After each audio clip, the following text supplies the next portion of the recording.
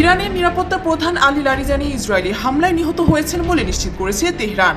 তবে শাহাদাতের আগে মুসলিম বিশ্বের প্রতি তার দেওয়া শেষ সতর্কবার্তা এবং ঐক্যের আহ্বান এখন আন্তর্জাতিক অঙ্গনে আলোচনার কেন্দ্রবিন্দুতে পরিণত হয়েছে।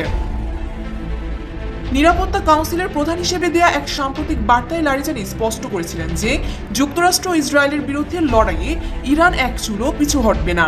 তিনি দুঃখ প্রকাশ করে বলেছিলেন, কয়েকটি ব্যতিক্রম ছাড়া অধিকাংশ মুসলিম দেশ এই বিশ্বাসঘাতক আগ্রাসনের সময় ইরানকে সমর্থন দেয়নি।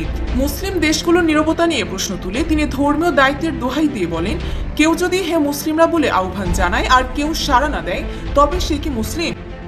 আঞ্চলিক সংঘাতে নিরপেক্ষ থাকার সুযোগ নেই উল্লেখ করে লারিজানি প্রতিবেশী রাষ্ট্রগুলোর উদ্দেশ্যে প্রশ্ন রেখেছিলেন, আপনারা কোন পক্ষের?